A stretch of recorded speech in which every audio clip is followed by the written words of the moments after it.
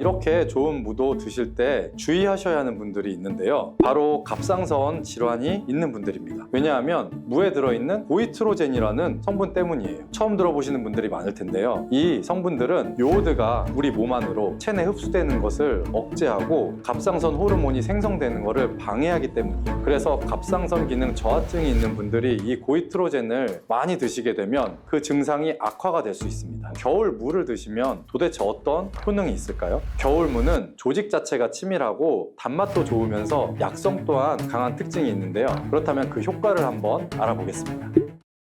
당뇨를 예방하고 혈당을 떨어뜨리려면 무를 이렇게 드셔야 합니다. 요즘 수확되는 무에는 우리 몸에 좋은 영양소가 아주 많아서 건강에 보약이 됩니다. 우리 식탁에 빠지지 않는 깍두기, 나박김치, 무말랭이, 치킨무, 단무지 이렇게 정말 여러 가지 형태로 우리가 무를 많이 먹잖아요. 그 중에서 인기 있는 요리 중에 하나가 바로 무나물이죠. 우리가 무나물 만들 때 보통 어떻게 만드나요? 들기름에 채로 썬 무를 넣고 달달 볶아서 소금으로 간을 하고 여기에 깨소금을 넣어서 보통 먹잖아요. 오늘은 기름을 넣지 않고 무를 볶는 방법을 알려드릴게요. 그리고 바로 그 들기름을 언제 넣어야 되는지도 알려드리겠습니다. 먼저 물을 약간 두껍게 채를 썰어 주시고 여기에 비장의 재료 하나를 더 넣어줍니다. 그것은 바로 양파입니다. 양파도 채를 썬 다음 무와 함께 담아 주시고요. 이 양파를 하나 넣게 되면 무의 해독작용이 배가 되고 단맛도 좋아지게 됩니다. 이렇게 무와 양파를 담은 통에다가 소금으로 1시간 정도만 절여 주시면 돼요. 다 절여지면 무가 흐물흐물하게 되고 무와 양파에서 수분이 많이 빠져나와 있을 건데요. 이 수분도 버리지 말고 우리가 다 사용하는 게 좋습니다. 냄비에 절여진 무와 양파를 넣고 그리고 들기름 대신에 물을 한 컵 넣어 주시는데요. 들기름은 발화점이 낮기 때문에 들기름을 넣어서 무나물을 만들게 되면 들기름에 들어있는 좋은 성분인 오메가3 지방산은 다 날아가고 오히려 건강에 해로울 수가 있기 때문에 들기름은 넣지 말고 이 방법으로 해보시면 좋습니다. 센 불에서 먼저 끓여준 다음에 중불로 익혀주시고요. 이때 물이 쫄아서 바닥에 조금만 깔릴 정도 남을 때까지 해주시면 돼요. 그리고 먹기 직전에 바로 이 들기름을 한 스푼 넣어 드시면 고소하고 달달한 무나물을 드실 수가 있죠. 정말 간단하죠? 이렇게 물을 드시면 소화도 잘 되고 몸의 독소를 배출해주는 해독작용에도 아주 좋은데요. 그럼 겨울 무를 드시면 도대체 어떤 효능이 있을까요? 겨울무는 조직 자체가 치밀하고 단맛도 좋으면서 약성 또한 강한 특징이 있는데요. 그렇다면 그 효과를 한번 알아보겠습니다.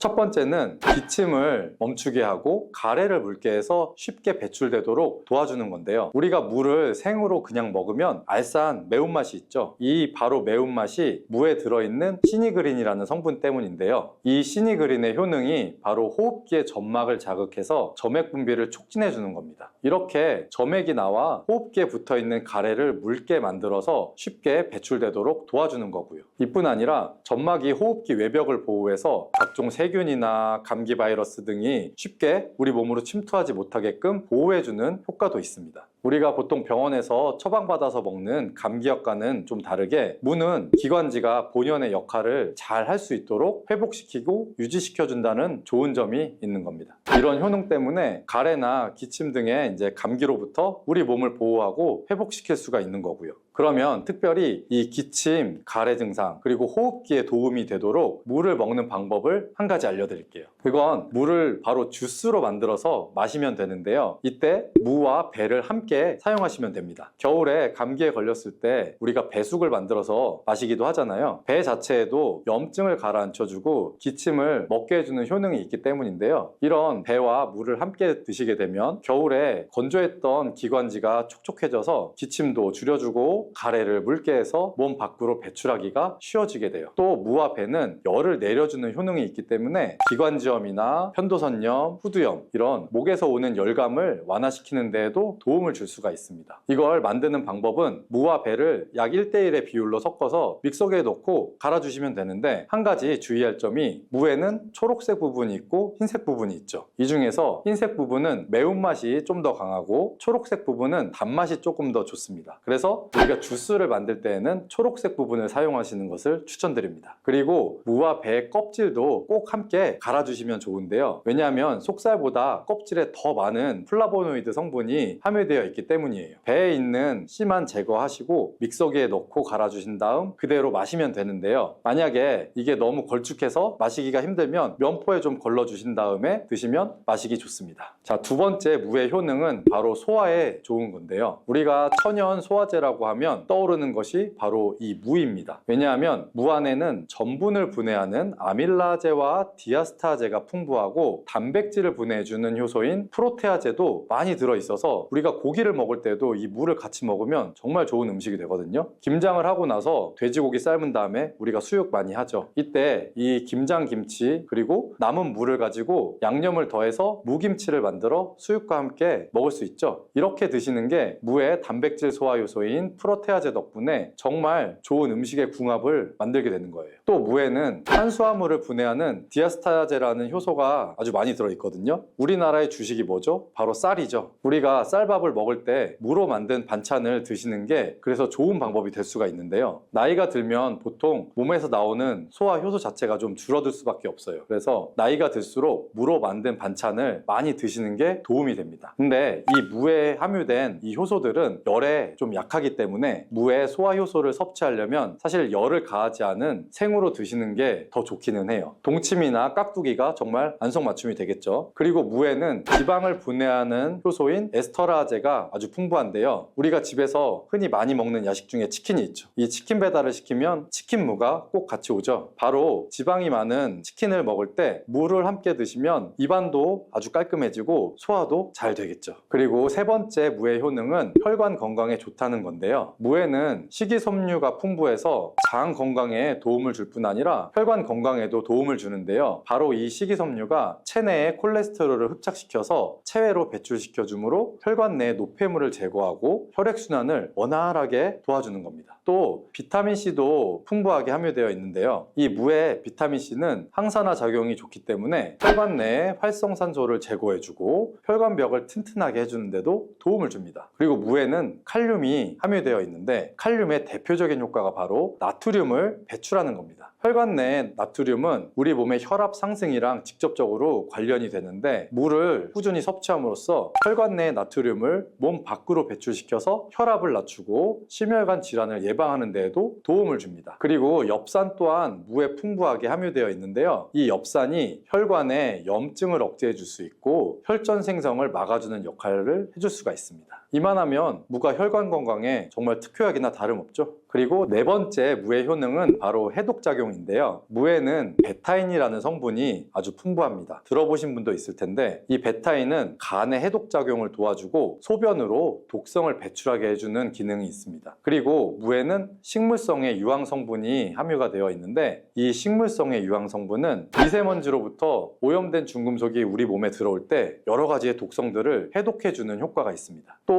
무 안에 함유된 글루코시놀레이트는 담배의 니코틴을 직접적으로 해독하는 효능이 있습니다. 흡연하시는 분들은 꼭 기억하시면 좋은데요. 역사 기록에 보면 담배를 좋아했던 정조대왕이 담배로 인한 몸의 독을 제거해주기 위해서 물을 많이 섭취했다는 기록이 있고요. 그리고 이 글루코시놀레이트는 항암 효과를 가진 성분이라서 특히 유방암 그리고 폐암의 세포 증식을 억제하는 것으로도 잘 알려져 있고요. 해독작용을 넘어서 항암작용까지 하는 무 정말 대단하지 않나요? 자, 다섯 번째 무의 효능은 바로 골다공증 예방에 좋다는 것입니다. 이는 무에 들어있는 칼슘의 함량이 높기 때문이에요. 무 100g에는 칼슘이 약 20mg 정도가 함유가 되어 있고요. 무에 들어있는 칼슘을 섭취하는데 아주 좋은 방법이 있습니다. 그건 바로 무말랭이를 만들어서 드시는 건데요. 무를 충분히 말리게 되면 수분이 날아가고 무의 성분들이 응축이 되게 됩니다. 무말랭이 약 100g에 함유된 칼슘의 함량은 무려 310mg이나 된다는데요. 이 정도면 우리가 약으로 만들 때의 함량에 가깝게 됩니다. 때문입니다. 나이가 들면서 뼈에서 칼슘이 빠져나가서 골밀도가 점점 낮아지고 골다공증이 발병을 하게 되죠. 이 골다공증은 나이 드신 분들에게 특히 위험한 병입니다. 왜냐하면 나이 드신 분들에게 만약에 골반에 골절이 생기게 되면 65세 이상은 약 30%가 1년 내에 사망할 수 있고 80세 이상은 약 50%가 2개월 내에 사망을 할 수가 있기 때문입니다. 그래서 중년 이후에 이 뼈에 대한 관리는 매우 중요합니다. 보통 하루 칼슘의 권장 섭취량은 약 1000mg 정도인데요. 무말랭이를 400g 정도 드시면 하루에 칼슘 섭취량을 충분히 섭취하게 될 수 있는 겁니다. 우리가 칼슘을 섭취할 때 중요한 요소 중에 하나는 바로 먹는 것뿐만 아니라 몸에 직접적으로 흡수가 되어야 한다는 건데요. 칼슘은 기본적으로 몸에 잘 흡수가 되지 않는 성분이라서 이 흡수를 위해 필요한 물질들이 있는데 그 중에 하나가 바로 비타민 D입니다. 요즘에 비타민 D를 따로 챙겨서 드시는 분들 정말 많은데요. 바로 이 무말랭이에 비타민 D가 아주 풍부하게 함유되어 있습니다. 그래서 무말랭이가 골다공증 예방에도 정말 좋은 이유가 되는 거죠. 이 무말랭이를 먹는 좋은 방법이 하나 있는데요. 바로 무말랭이 차로 만들어서 먹는 겁니다. 무말랭이를 기름을 두르지 않은 팬에 볶아주시면 갈색으로 변하게 되는데요. 이렇게 볶아진 무말랭이를 차로 잘 우린 다음에 마시면 되는 겁니다. 무말랭이에 열을 가해서 갈색으로 변할 때 더 많은 항산화 물질들이 생성이 되고요. 이렇게 생긴 항산화 물질들이 몸 안에 염증과 활성산소를 제거하여 주게 됩니다. 이 활성산소들은 우리 몸의 뼈와 관절에도 염증을 일으킬 수가 있기 때문에 뼈의 건강을 위해서도 이런 염증을 줄여주는 것이 아주 중요합니다.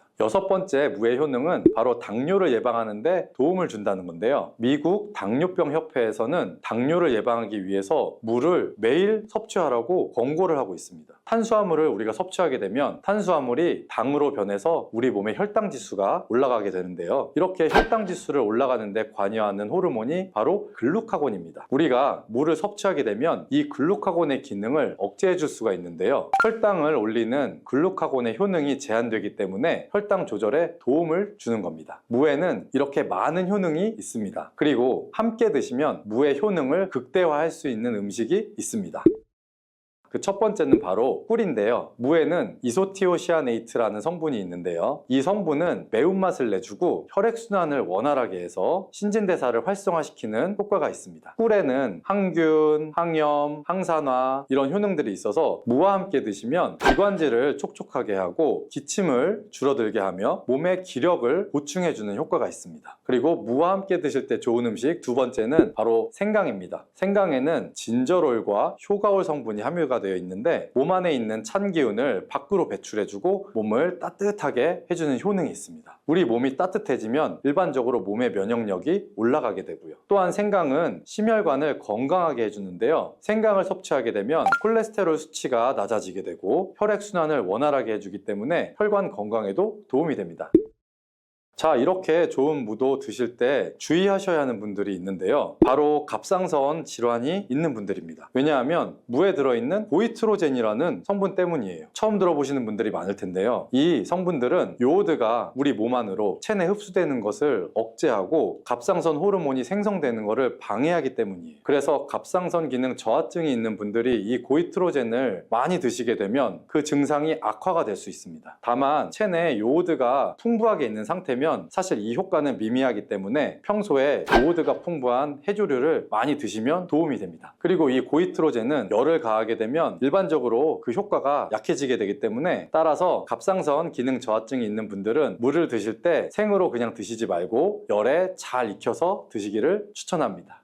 암이 발생하는 여러 이유 중에 하나는 몸에서 염증이 계속해서 발생하기 때문인데요. 우리 폐에 염증이 반복해서 발생하면 폐암이 될 가능성이 있고 또 위에 염증이 반복해서 발생하게 되면 위암이 될 가능성이 높은 것이죠.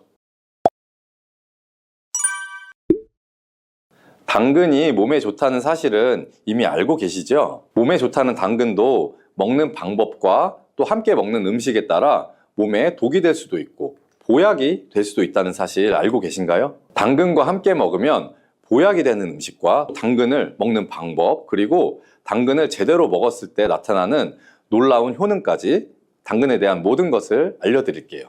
연예인이 약 3주 동안 11kg를 감량했다고 하는 당근 다이어트 방법도 영상 뒷부분에 있으니 끝까지 시청해주세요. 그럼 당근에 대한 모든 것 바로 시작합니다. 당근의 대표적인 효능은 베타카로틴에서 나옵니다. 베타카로틴은 채소를 노란색, 주황색, 빨간색이 되도록 하는 성분이며 대표적인 항산화 물질입니다. 항산화 작용을 한다는 것은 항염증 작용을 하는 것이고, 이 항염증 작용을 한다는 것은 바로 항암 작용을 할 수 있다는 것인데요. 여기에서 당근의 첫 번째 효능, 눈 건강을 좋게 하는 것이 나오는데요. 당근의 베타카로틴이 우리 몸속에 들어오게 되면 비타민 A로 변하게 됩니다. 비타민 A는 눈 건강을 좋게 하는 성분이죠. 당근을 먹으면 눈이 좋아진다는 말을 많이들 들어보셨을 텐데요. 눈 건강을 위해 요즘에 루테인을 드시는 분들이 점점 많아지고 있죠. 그렇다면 눈에 좋다는 루테인 영양제를 먹는 것과 당근을 먹는 것은 어떤 차이가 있을까요? 영양제와 당근에는 모두 비타민 A, 루테인, 지아잔틴 등이 들어있어서 이 시력을 유지하고 눈의 노화를 방지해주며 황반변성 등의 질환도 예방을 해주게 됩니다. 당근에는 여기에다가 비타민 C, 비타민 K, 그리고 필수 미네랄이 더 있기 때문에 항산화 효과 및 뼈 건강에도 도움을 더 받을 수가 있게 되고요. 우리가 혈액순환이 잘 안 될 때는 루테인 영양제를 드신다고 해도 효과에 한계가 있을 수가 있어서 평소에 당근을 좀 더 드셔보시는 걸 추천해 드립니다. 두 번째 당근의 효능은 바로 노화 방지입니다. 이것도 베타카로틴의 효능과 관련이 있습니다. 노화가 된다는 것은 몸이 산화가 되고 또 염증이 많아지게 된다는 것인데요.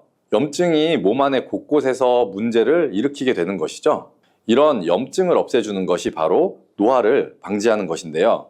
앞에 말씀드린 당근의 베타카로틴과 비타민C는 강력한 항산화 작용을 통해 이 염증을 없애주고 노화를 방지해주는 것입니다. 세 번째 당근의 효능은 장을 건강하게 하고 당뇨를 예방하는 것입니다. 요즘에 당근 주스 많이들 만들어서 드시는데요. 착즙해서 집에서 드시는 분들도 많으실 거예요. 여기서 약간 아쉬운 것은 착즙하고 남은 찌꺼기는 모두 버린다는 것인데요. 당근은 사실 식이섬유 폭탄이라고도 할 수가 있습니다.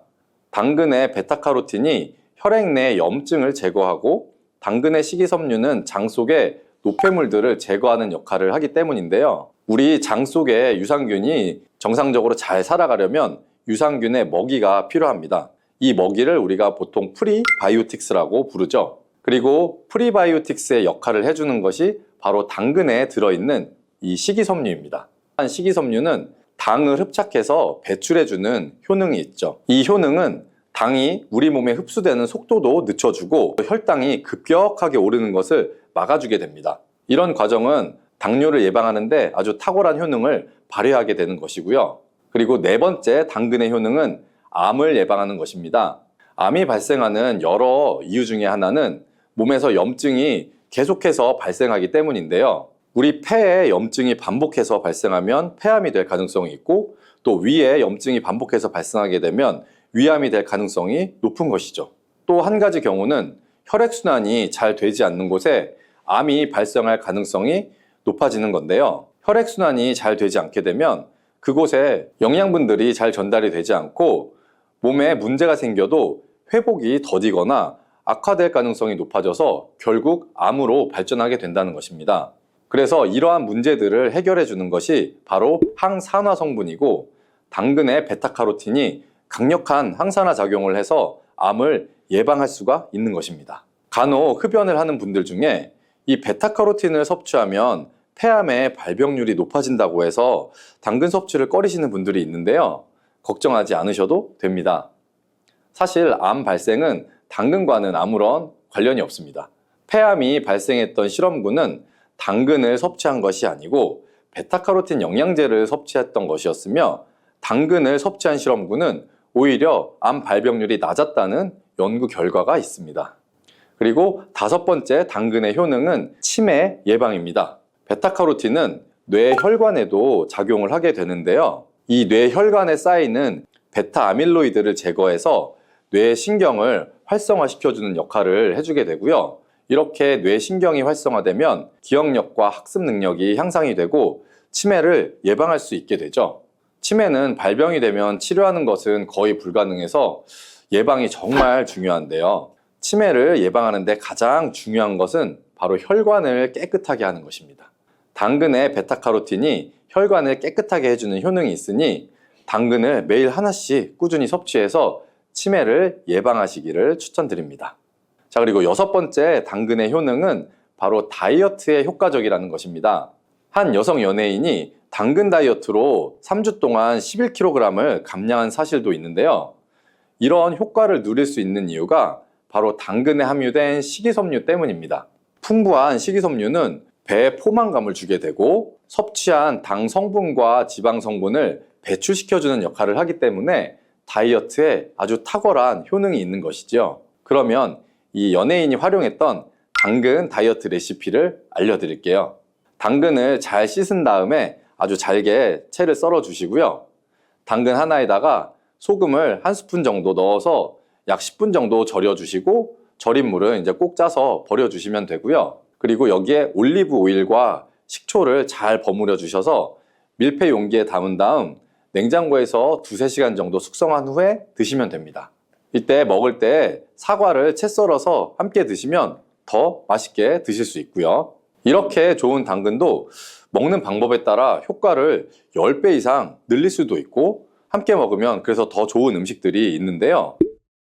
우선 당근을 드실 때 다이어트가 목적이라면 생으로 드시는 것이 가장 효과가 좋습니다. 다만 식이섬유는 소화가 잘 되지 않기 때문에 장이 좀 안 좋은 분들은 익혀서 드시는 것도 괜찮고요. 그리고 당근을 드실 때는 껍질까지 함께 드시는 것을 추천해 드리는데요. 당근의 영양 성분은 껍질에 가장 많이 함유되어 있기 때문이에요. 그리고 당근의 베타카로틴은 지용성 성분입니다. 지용성이라는 것은 기름에 잘 녹아서 흡수가 된다는 것인데요. 베타카로틴을 잘 흡수하기 위해서는 우리가 기름과 함께 섭취하는 것이 좋습니다. 보통 오메가3가 풍부한 올리브유나 들기름, 아마씨유 같은 기름을 사용하시면 좋고요. 기름을 사용하여 살짝 익혀서 드시게 되면 생으로 드셨을 때 10% 정도 흡수되는 베타카로틴을 약 70% 정도 흡수할 수 있게 됩니다. 엄청난 차이죠? 우리가 기름에 볶을 때는 너무 오래 익히지 말고 살짝만 익혀서 드시는 것이 좋습니다. 너무 오래 볶으면 오메가3를 함유한 기름도 산패가 될 수 있기 때문에 문제가 될 수 있고요. 그래서 약간만 볶아주시면 됩니다. 그리고 마지막으로 함께 먹으면 좋은 음식들을 알려드릴게요. 몇 년 전부터 유행하고 있는 주스가 있죠. 바로 ABC 주스라고 하는데요. 여기에 들어가는 재료는 사과, 비트, 그리고 당근이죠. 이 세 가지를 함께 갈은 다음에 주스로 마시면 항산화 폭탄 주스를 마시게 되는 것인데요. 이 세 가지 중에 비트의 효능이 혈관을 확장시켜주는 역할을 합니다. 풍부한 항산화 성분들이 확장된 혈관을 따라서 온몸으로 구석구석 공급돼서 혈관을 깨끗하게 해주고 염증을 제거하여 각종 질병을 예방할 수 있게 되는 것이죠. 다만 비트에는 옥살산이 함유되어 있는데 이 옥살산이 신장의 결석을 유발할 수 있기 때문에 신장이 약하신 분들은 약간의 주의가 필요하고요. 그래서 요즘에는 이 비트를 빼고 사과, 양배추, 당근 이렇게 세 가지를 넣은 ACC 주스도 많이 드시는데요. 양배추는 우리 몸에 진액을 보충해 주어서 점막을 촉촉하게 해주는 효능이 있기 때문에 외부로부터 들어오는 바이러스와 이물질을 배출시켜 주는데 탁월한 효능이 있습니다. 그리고 항암 효과를 극대화시켜 줄 수 있는 음식도 하나 알려드릴게요. 바로 브로콜리와 단호박을 당근과 함께 드시면 되는데요. 이 세 가지를 생으로 그냥 드시는 것보다 찜기에 넣고 쪄서 드시면 흡수율을 훨씬 높일 수가 있고요. 여기에 올리브 오일과 약간의 소금을 넣고 물과 함께 섞어서 드시면 아주 맛도 좋고 건강에도 좋은 강력한 항암 주스로 드실 수가 있습니다. 고구마에 있는 성분인 베타카로틴이라는 성분은 우리 몸속에서 비타민 A로 전환이 되는데 이 성분은 우리가 흔히 알고 있는 눈 건강에도 도움이 되고 외부에서 침입한 바이러스와 세균으로부터 우리 몸을 보호하는 역할도 같이 해요. 고구마는 당이 어느 정도 들어있는 식품이라서 당뇨 환자가 섭취할 경우 혈당이 급격하게 상승될 가능성을 가지고 있습니다. 이 당뇨 환자의 경우 혈당 조절을 하는 것이 쉽지 않죠. 그래서 약으로도 조절을 조절을 하고 주사로도 조절을 하는데, 이러한 과도한 당질 섭취 우려가 있는 고구마를 최대한 어느 정도 피하는 것이 좋기는 해요. 그렇다고 몸에 좋은 성분들이 이렇게 많은 고구마를 이런 분들은 먹으면 안 될까요? 이런 분들에게 꼭 맞는 혈당 문제를 해결해주는 고구마가 있어요. 자, 이게 무엇이냐면 바로 건강한 습관이 항상 나를 만든다. 건강한 삶을 원하시면 지금 바로 구독을 눌러주세요.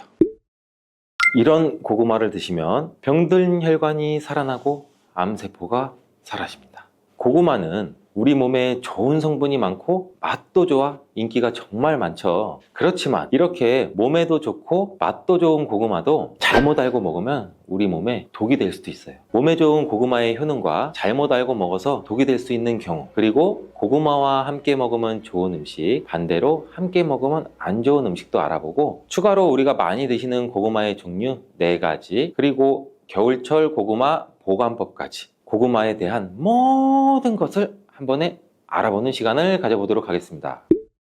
자, 먼저 고구마의 효능 5가지를 알아볼 건데요. 고구마의 첫 번째 효능은 항암 효과입니다. 이 고구마의 베타카로틴은 활성산소로 변형된 세포에 작용해서 이 성장과 전이를 차단함으로써 암세포가 형성되는 것을 억제하는 효능도 있는데요. 이는 일본 연구팀에서 조사한 결과에 따르면 82가지 채소 중 고구마가 발암 억제율 1위에 올랐다고 해요. 특히 고구마 이 껍질에는 암 예방에 좋은 식이섬유와 항산화 성분이 풍부하다고 알려져 있는데, 그래서 껍질까지 섭취하는 것이 좋다고 알려져 있죠. 이 연구에 따르면 고구마 껍질의 발암 억제율은 최대 98.7%. 와, 이렇게까지 높은 것으로 밝혀져 있어서 하루 1개의 고구마를 꼭 껍질째 먹으라고 추천을 합니다. 물론 깨끗하게 세척이 돼야겠죠. 또한 이 고구마에는 카로티노이드 종류인 베타카로틴이 다량 포함되어 있어서 폐암, 위암 등을 막아주고, 이 고구마에 들어있는 식이섬유는 대장암 예방도 도울 수 있다고 해요. 고구마의 두 번째 효능은 면역력 강화입니다. 이 고구마에 있는 성분인 베타카로틴이라는 성분은 우리 몸속에서 비타민 A로 전환이 되는데, 이 성분은 우리가 흔히 알고 있는 눈 건강에도 도움이 되고, 외부에서 침입한 바이러스와 세균으로부터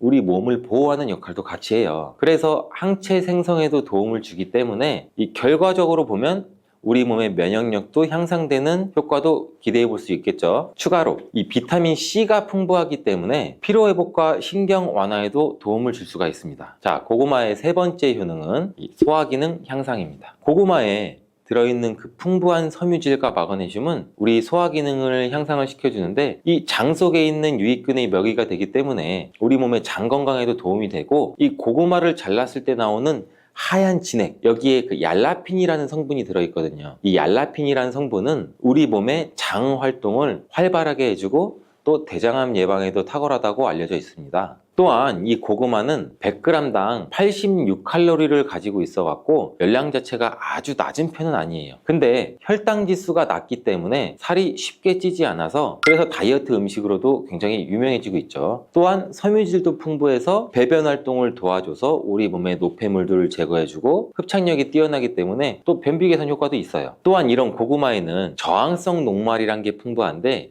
이 저항성 녹말은 우리 몸에 포만감을 줄 뿐만 아니라 소화도 느리게 해주고 지방 분해 효과도 있기 때문에 체중 감량 효과도 얻을 수 있고, 음식을 과식 안 하고 천천히 드시는데도 도움을 줄 수 있게 만들 수 있습니다. 고구마의 네 번째 효능은 노화 예방입니다. 이 고구마에는 비타민 C와 E, 베타카로틴 이런 좋은 성분들이 많이 함유되어 있어 노화를 유발하는 활성산소를 억제해주는 기능도 같이 갖고 있다고 해요. 근데 이 자색 고구마와 같은 보랏빛 색을 띠는 고구마는 또 안토시아닌이라는 강력한 항산화 물질도 포함하고 있는데, 이 안토시아닌은 우리 몸의 세포 손상도 막아주고 세포의 생성도 촉진을 해서 피부에 탄력이 생기도록 도와주기도 합니다. 고구마의 다섯 번째 효능은 혈관을 튼튼하게 해주는 역할도 같이 하는데, 이 고구마에는 칼륨이 많아서 우리 몸에 있는 나트륨을 몸 바깥으로 계속 내보내주고 혈압이 정상적으로 유지되고 조절할 수 있게 또 도와주는 역할도 같이 하죠. 이로 인해서 고혈압과 같은 혈관 관련 질병의 예방도 같이 도와주는 기능도 가지고 있어요. 그리고 비타민 B 복합체 중에서 B5라고 불리는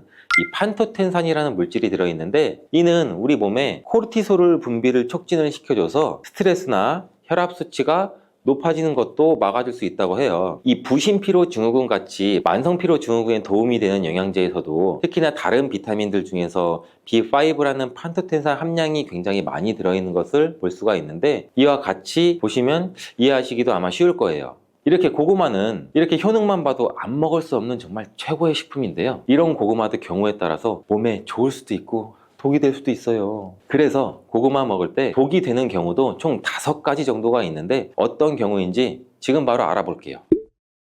고구마가 독이 되는 경우, 첫 번째는 고구마에 검은 반점이 있는 고구마를 무심코 그냥 먹는 경우예요. 그냥 검은 반점이라고 해서 색깔이 그렇나 보다, 아니면 뭐 이렇게 옆에 눌렸나? 이렇게 생각하시는 분들도 많으실 거예요. 근데 고구마의 검은 반점은 대수롭지 않게 여기고 그냥 드시면 절대 안 돼요. 이 검은 반점은 고구마에 생긴 검은 무늬병이라는 건데, 고구마 검은 무늬병은 이 수확 과정에서 고구마가 상처가 생기잖아요. 이 상처가 생긴 곳에 균이 침입하게 돼서 생기는 병이에요. 수확 초기에는 잘 티가 나지 않아요. 근데 이 고구마를 저장하는 과정에서 이게 발병하게 되는데, 이 검은 반점들이 생기면서 그 반점들이 시간이 지날수록 전체적으로 퍼지게 돼요. 이 검은 반점에는 이포메아마론이라는 강력한 독소가 들어있어요. 이 독소가 생성이 되게 되고, 이 상체로 고구마를 그대로 섭취하게 되면 뭐 식욕 감퇴도 있을 수가 있고, 뭐 호흡곤란, 설사 등 뭐 다양한 부작용이 발생을 할 수가 있는데, 이 부분을 많이 드시면 정말 심한 경우는 뭐 폐와 간까지 괴사시킬 수도 있기 때문에 폐와 간에 관련된 질환을 보유하고 있는 환자분 같은 경우나 노약자, 어린이라면 특히 고구마를 섭취할 때 이러한 병에 감염된 고구마가 아닌지 꼭 확인해 주시는 게 좋습니다. 여기서 간혹 그 검게 변한 부분만 한 칼로 살짝 도려내서 먹으면 되지 않나요? 이렇게 말씀 주시는 분들도 있는데, 이 검게 변한 부분이 있다면 이미 어느 정도 전체의 그 균이 퍼진 상태고, 열을 가하거나 푹푹 삶고 쪄도 이게 잘 사라지지 않는다고 해요. 그래서 꼭 고구마를 그냥 통째로 아깝더라도 폐기해 주시는 게 우리 건강에 도움을 줄 수가 있습니다. 고구마가 독이 되는 경우 두 번째는 위장이 약한 분들이에요. 평소 고구마를 먹고 소화가 안 돼서 어우 더부룩해 이런 느낌이 들었거나 속 쓰려 이런 현상이 심해진 경험이 있다면, 위장이 약한 사람으로서는 고구마를 섭취하는 것이 별로 크게 도움이 되진 않아요. 고구마에 함유되어 있는 타닌이라는 성분이 있는데, 이 타닌과 아교질 성분은 우리 위벽을 자극하기도 하거든요. 그래서 위산 분비도 촉진을 시키기 때문에 각종 위장 장애를 유발할 수도 있어요. 이를 무시하면서 우리가 그냥 맛있다고 계속 먹는다면 다른 병을 치료하기 전에 위염이나 위궤양까지도 올 수가 있겠죠. 이러신 분들은 특히 조심해 주시길 바라겠습니다. 자, 고구마가 독이 되는 경우 세 번째는 당뇨가 있으신 분들입니다. 이 고구마는 당이 어느 정도 들어있는 식품이라서 당뇨 환자가 섭취할 경우 혈당이 급격하게 상승될 가능성을 가지고 있습니다. 이 당뇨 환자의 경우 혈당 조절을 하는 것이 쉽지 않죠.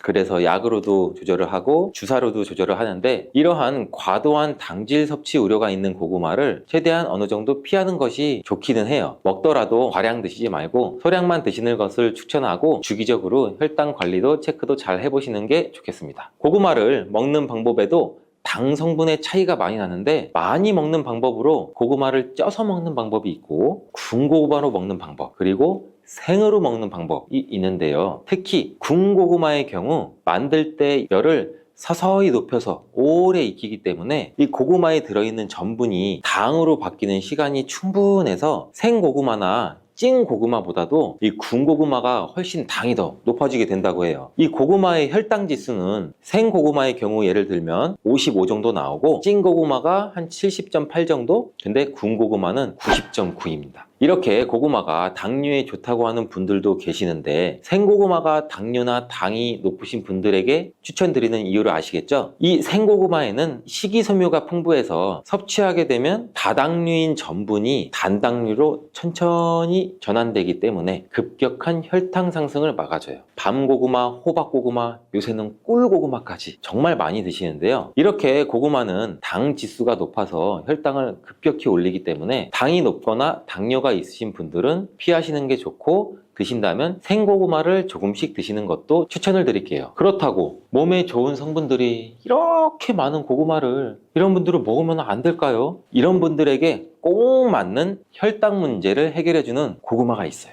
자, 이게 무엇이냐면 바로 자색 고구마예요. 아까도 간단히 말씀드렸지만 이 자색 고구마는 그 보랏빛을 띠는 안토시아닌이라는 성분이 굉장히 풍부해요. 이 안토시아닌 성분은 당뇨를 예방하는 식품으로도 굉장히 많이 알려져 있죠. 이 항산화 작용과 노화 방지 기능까지 가지고 있는 고구마인데, 이 자색 고구마는 일반 고구마에 비해서 3배 이상 많은 안토시아닌 함량을 가지고 있으니 꼭 드셔보시는 게 좋겠죠. 그리고 이러한 자색 고구마도 지금이 제철입니다. 이렇게 음식에 보랏빛을 띠게 만드는 성분이 이 안토시아닌인데, 이 안토시아닌은 흔히 우리가 굉장히 많이 알고 있는 베리류, 블루베리, 빌베리, 웰더베리 굉장히 많죠. 여기에도 굉장히 많이 함유되어 있고, 이런 베리류의 영양제 같은 건강기능식품 그 뒷면을 보시면은 총 안토시아닌 함량이라고 이렇게 기능성 성분 지표가 표시되어 있어요. 이 정도로 안토시아닌 자체가 굉장히 중요한 역할을 하는데, 이 안토시아닌이 함유된 영양제를 드실 때도 이 안토시아닌의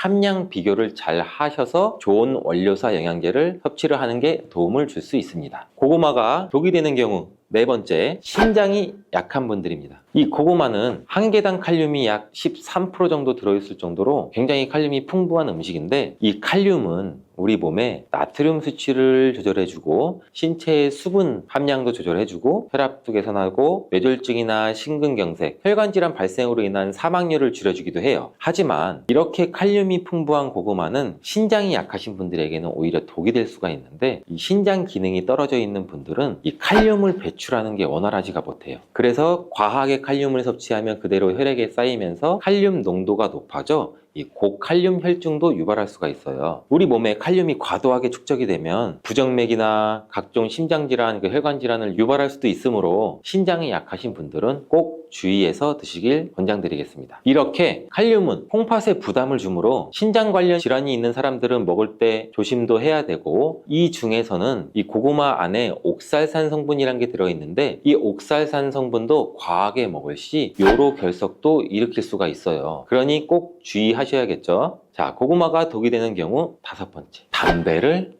피우는 사람입니다.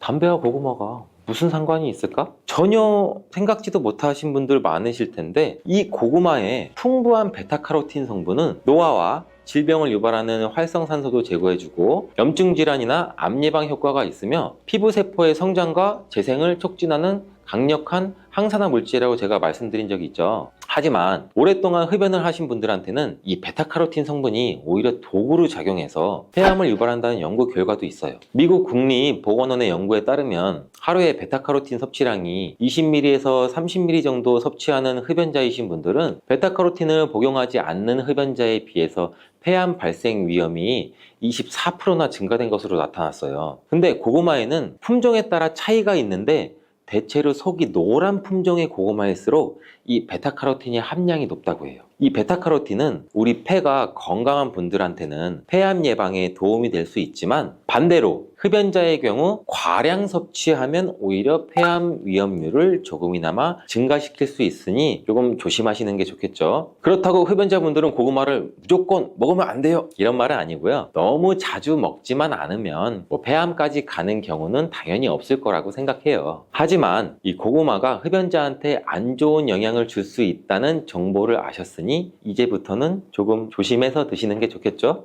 고구마를 드실 때 다른 여러 가지 음식들과 같이 드시는 경우도 있는데, 지금부터는 고구마와 함께 먹었을 때 궁합이 잘 맞는 음식과 함께 먹으면 궁합이 안 맞는 음식을 알아볼게요.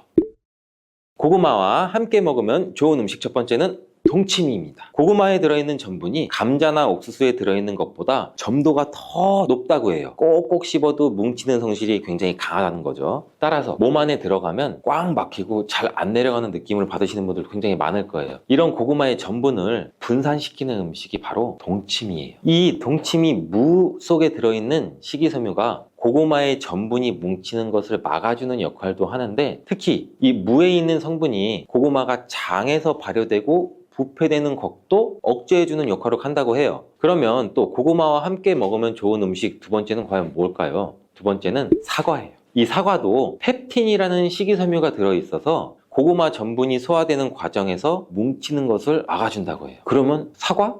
동치미밖에 없을까요? 고구마와 함께 먹으면 좋은 음식 세 번째는 뭘까요? 우유입니다. 이 우유에 들어있는 지방 성분도 고구마 전분이 서로 뭉치는 것을 막아주는 기능을 하는데, 이 우유에는 단백질과 칼슘도 들어있기 때문에 같이 먹으면 영양까지도 같이 도움을 받을 수 있습니다. 고구마와 함께 먹으면 좋은 음식이 있는 것처럼 함께 먹었을 때 궁합이 정말 안 좋은 음식도 있어요. 그 첫 번째, 소고기는 피해 주시는 게 좋아요. 한방에서는 고구마와 소고기를 상극인 식품으로 간주한다고 하는데 왜 그럴까요? 영양분이 소화와 흡수되는 것을 서로 방해할 수 있기 때문이에요. 간혹 소고기를 고구마와 함께 굽거나 소갈비찜을 만들 때도 감자도 넣고 고구마도 넣잖아요. 근데 이 두 식품을 함께 먹으면 소화가 안 될 수 있으니 피하시는 게 좋습니다. 자, 고구마와 함께 먹으면 안 좋은 음식 두 번째는 땅콩입니다. 이 땅콩은 고지방과 고단백 식품 중 하나로 지방과 단백질이 굉장히 풍부한데 여기에 고구마는 주로 탄수화물이 풍부한 거 아시죠? 이 두 음식을 함께 섭취하면 고단백과 고지방이 함께 소화돼서 소화가 잘 안 될 수가 있어요. 또한 이 두 음식을 함께 먹게 되면 과다한 칼로리를 섭취할 수가 있어서 체중 관리에 영향을 줄 수도 있죠. 그렇다면 요즘 자주 드시는 고구마는 어떤 종류가 있을까요? 첫 번째는 누구나 잘 아시는 호박고구마입니다.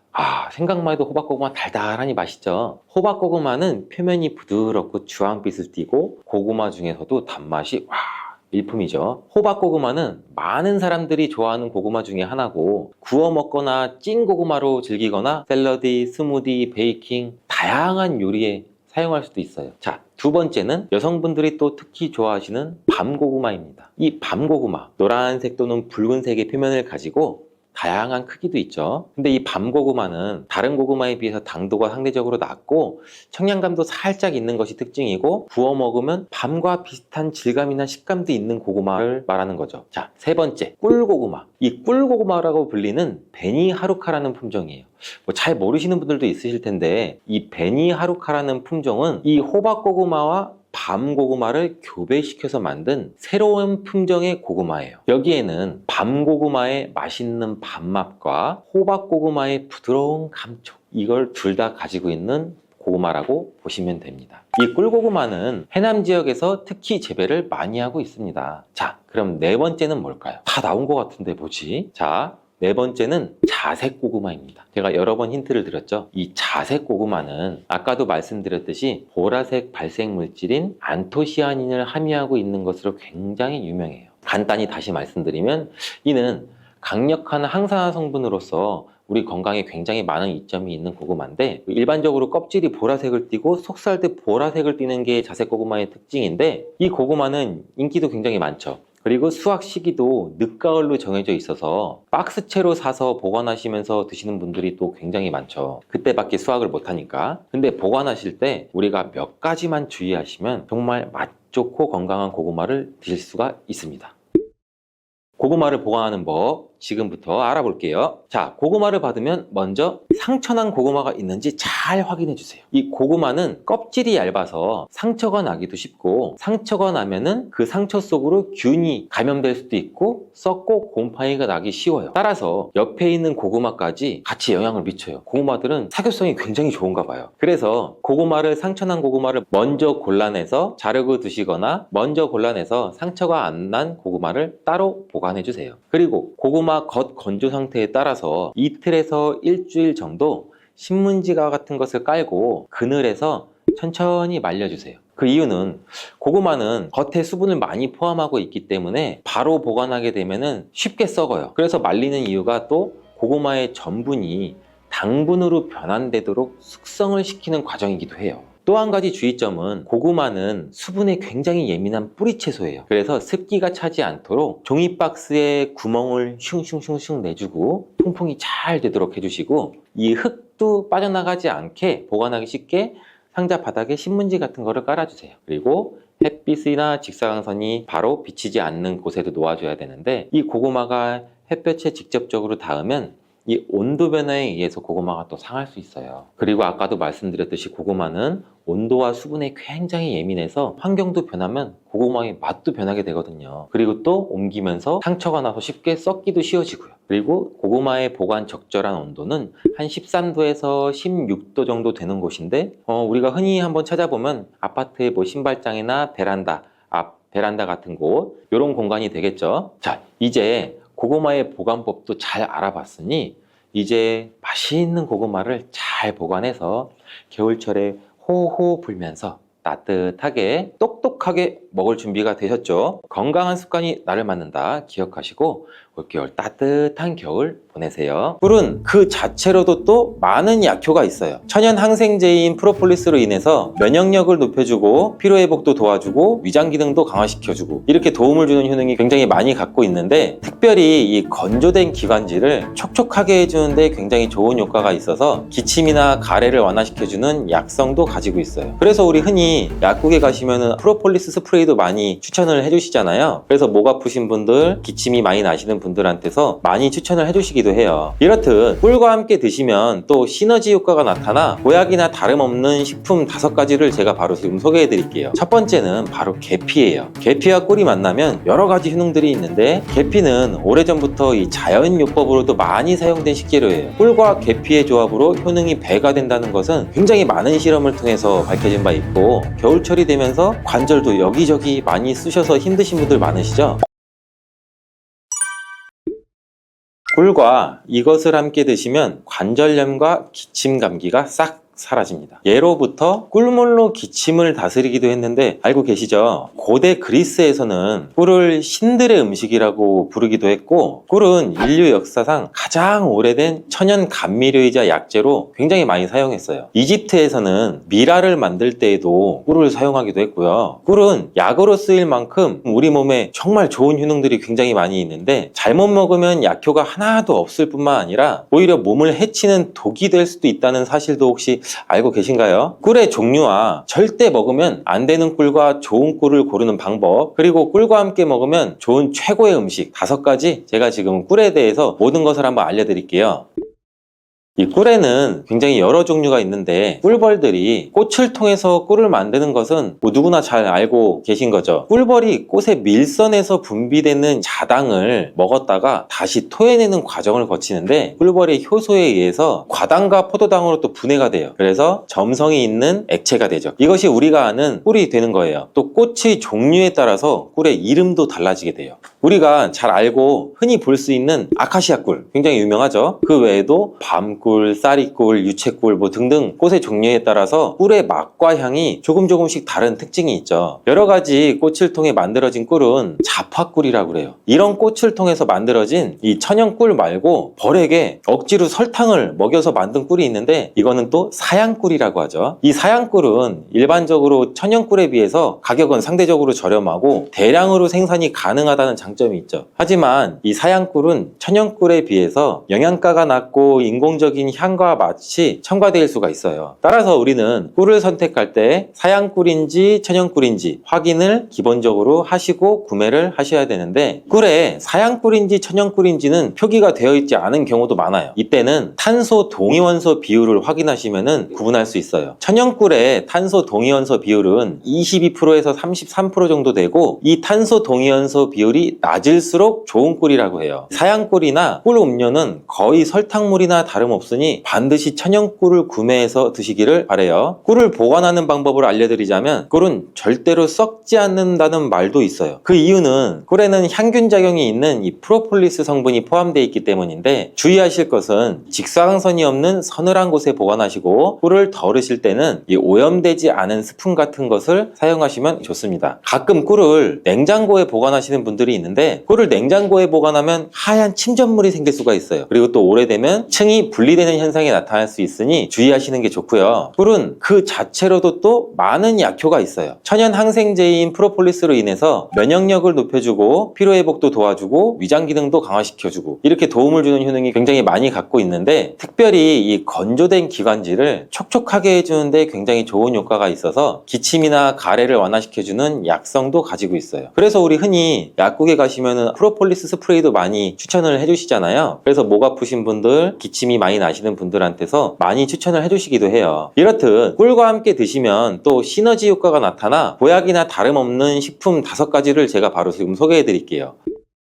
첫 번째는 바로 계피예요. 계피와 꿀이 만나면 여러 가지 효능들이 있는데, 계피는 오래전부터 이 자연요법으로도 많이 사용된 식재료예요. 꿀과 계피의 조합으로 효능이 배가 된다는 것은 굉장히 많은 실험을 통해서 밝혀진 바 있고, 겨울철이 되면서 관절도 여기저기 많이 쑤셔서 힘드신 분들 많으시죠? 지금 집중해서 영상 보세요. 꿀과 계피의 조합으로 가장 두드러지는 첫 번째 효능은 소염작용을 통한 관절의 염증을 완화시켜줘서 관절 건강에 큰 도움을 줄 수 있다는 거예요. 덴마크 코펜하겐 대학에서 꿀과 계피의 관절염 개선 효과에 대해 연구를 했는데, 연구진들은 약 200명의 관절염 환자를 대상으로 아침과 저녁 식사 전에 따뜻한 물에 꿀 한 스푼과 계피 반 스푼을 티스푼으로 섞어서 마시게 했어요. 일주일 만에 환자의 약 73% 정도가 통증이 유의미하게 개선이 되었고, 한 달 내에 이전에 걷기도 힘들었던 환자의 대부분이 통증이 많이 감소돼서 걸을 수도 있게 되었다고 해요. 이 연구는 꿀과 계피를 함께 복용하면 관절염 환자의 증상을 개선한다는 데 도움이 될 수 있다는 것을 보여주고 있어요. 꿀과 계피를 함께 먹을 때의 효능 두 번째는 콜레스테롤을 조절해서 혈관 건강 개선에 도움을 준다는 거예요. 덴마크 농무부 연구 결과에 따르면 계피를 40일 동안 이 4분의 1 티스푼을 섭취하자 중성지방이 30%, 콜레스테롤은 20%나 감소했다고 해요. 꿀은 지질대사라고 해서 나쁜 콜레스테롤은 줄이고 좋은 콜레스테롤은 늘리는 작용을 해서, 계피도 풍부한 폴리페놀 성분이 꿀과 비슷한 효능을 나타낸다고 해요. 이 효능들이 더해지니 혈관의 지방을 제거하고 동맥과 혈관도 튼튼하게 해주고 심장이나 뇌졸중과 같은 이 혈관 질환을 예방할 수 있는데 도움을 줄 수 있다는 거죠. 꿀과 계피를 함께 먹을 때의 효능 세 번째는 감기와 독감 완화시켜 줄 수 있다는 거고, 요즘같이 추운 날씨에 감기 굉장히 많이 걸리시잖아요. 이때 계피와 꿀을 섞으면 굉장히 우리 몸에 도움이 돼요. 날씨가 추워지면 체온이 떨어지고, 체온이 떨어지게 되면 이 면역력이 떨어지게 돼서 감기에 걸리기 쉬워지는 환경에 우리가 노출이 되는데, 꿀과 계피에는 면역력을 강화시켜주는 성분이 함유되어 있고 항균 및 항바이러스 효과가 있는 성분도 함유되어 있어서 감기와 독감을 예방하는데 굉장히 큰 도움을 줄 수가 있어요. 또한 항염증 효과가 있는 성분이 함유되어 있어 감기와 독감의 증상인 이 발열, 인후통, 근육통 등을 완화시키는 데에도 굉장히 효과가 커요. 꿀과 계피를 함께 먹을 때의 효능 네 번째는 위장장애를 개선하는 데 도움을 줄 수 있다는 건데, 꿀과 계피는 소화를 촉진시키고 위장 온도를 원활하게 도와주는 효능이 있어요. 위장을 따뜻하게 해주는 효능도 같이 가지고 있고요. 또한 꿀은 위산을 중화시켜서 소화를 돕는 역할도 같이 하기도 해요. 꿀과 계피가 위에 들어가면 위장의 점막이 자극이 돼서 위액 분비를 왕성하게 해줘서 소화장애에 도움을 줄 수 있어요. 그리고 위에 생긴 상처를 치료해줘서 개선을 시켜줄 수도 있고, 위궤양을 막고 이 경련성 통증도 억제해서 위장의 연동응전도 촉진하고 가스 제거도 같이 배출시키는 효과도 가지고 있어요. 꿀과 계피를 함께 먹을 때의 효능 다섯 번째는 노화 방지와 피부 개선에 도움을 준다는 거예요. 미국의 일리노이드 대학 연구팀은 꿀의 항산화 성분이 남성의 신체에 미치는 영향을 조사하기 위해서 남성을 대상으로 꿀물 섭취 그룹과 이 위약 그룹으로 나눠 연구를 진행한 실험도 있는데, 그 연구 결과 꿀물을 섭취한 그룹은 꿀물을 섭취하지 않은 그룹에 비해서 항산화 성분이 증가하고 신체 기능이 개선되는 효과가 나타났다고 발표를 했죠. 이는 꿀에 함유된 항산화 성분이 우리 몸에 활성산소를 제거해주고 노화도 방지해주고 면역력도 강화시켜주는 효과가 있기 때문이라는 말일 수가 있겠죠. 또 피부를 건강하게 해주는 효과도 볼 수 있었는데, 꿀과 계피를 함께 먹으면 피부의 보습과 탄력도 유지할 수 있어요. 그리고 꿀은 피부에 수분을 공급하고 계피는 우리 피부의 염증을 완화시켜주는 효과도 가지고 있어요. 꿀과 함께 드실 때 최고의 식품 중 두 번째는 마늘이 있죠. 꿀에 마늘을 재워서 드시는 분들 많이 계시잖아요. 아주 잘하고 계신 거예요. 이 꿀과 마늘을 함께 드시면 우리 몸에 굉장히 좋은데, 꿀과 마늘이 모두 면역력을 강화시키는 성분이 풍부하게 함유가 되어 있어요. 특히 이 마늘의 알리신 성분은 항균 및 항바이러스 효과가 뛰어나서 감기나 독감 등의 질병을 예방하는데 굉장히 큰 도움을 주고, 또한 마늘의 이 알리신 성분은 우리 혈압도 조절해주는 역할도 하고 우리 혈액을 맑게 유지해주면서 혈관을 건강하게 유지시켜주는 효능도 같이 갖고 있어요. 꿀은 혈액순환도 촉진하고 혈압을 낮추는 데에도 도움을 줄 수가 있어요. 꿀과 마늘 모두 항산화 작용이 뛰어난 성분들이 함유가 되어 있어 우리 몸에 활성산소도 제거해줘 노화를 방지해주는 효과도 가지고 있죠. 꿀과 함께 드실 때 최고의 식품 세 번째는 무예요. 무를 채를 써서 꿀에 재워 드시면 되는데, 기침과 가래에 효과가 아주 좋은 천연 약재라고 보시면 돼요. 감기에 걸려서 기침이 잘 낫지 않고 속이 더부룩하고 또 소화도 안 될 때 꿀에 무를 재운 걸 드시면 너무 좋은데, 무의 매운맛을 내는 이 시니그린 성분이 위장에 우리 점막을 자극해서 점액 분비 분비를 활성화시킬 뿐만 아니라 기관지 점막에 붙어있는 가래도 묽게 만들어 몸 밖으로 쉽게 배출되는데 큰 도움을 주게 돼요. 또한 꿀은 기침의 약재로 많이 쓰이게 되는데 영국에 있는 옥스퍼드 대학 연구팀이 감기 환자 약 1761명을 대상으로 조사한 결과 꿀을 먹은 환자는 감기 증상이 개선이 되고 치료 기간 또한 단축된다는 효과가 있었다고 보고되었는데, 한 연구에 따르면 알러지 감기 치료에 사용되는 이 항히스타민제인 디페니드라민 성분을 복용한 환자보다 꿀을 먹은 환자가 기침의 빈도와 정도가 더욱 개선되었다고 해요. 꿀과 함께 드실 때 최고의 식품 네 번째는 바로 오미자예요. 오미자와 꿀이 만나면 우리 몸의 호흡기 질환, 만성 기침에 굉장히 좋은 효능이 있는데, 요즘같이 찬바람이 불면 목이 건조해지면서 마른 기침이 계속 나와 또 힘들 수가 있죠. 또 마른 기침이 계속 나지만 가래가 없는 분들, 장기침이 계속 나와서 기침을 많이 하면 가슴도 아프잖아요. 그리고 또 일상생활을 하는데 지장도 많이 있고 불편하신 분들이 굉장히 많잖아요. 이런 분들한테는 꿀과 오미자가 정말 좋은 조합이에요. 오미자는 폐와 기관지를 촉촉하게 해줘서 이런 마른 기침에도 효과적입니다. 꿀과 함께 드실 때 최고의 식품 다섯 번째는 바로 생강이에요. 생강을 채로 잘게 썰거나 갈아서 꿀에 재워서 드시면 되는데, 꿀 생강은 기침에 당연히 좋고 몸에 찬 기운이 돌고 혈액순환이 안 되는 것 같을 때 드시면 더욱더 좋아요. 몸을 따뜻하게 데워주는 효과가 있고, 감기 초기 그리고 몸살이 났을 때도 드시면 컨디션을 회복하는데 굉장히 큰 도움을 받을 수가 있죠. 또한 소화불량일 때에도 꿀 생강을 드시면 속이 편안해지는 것도 느껴보실 수 있을 거예요.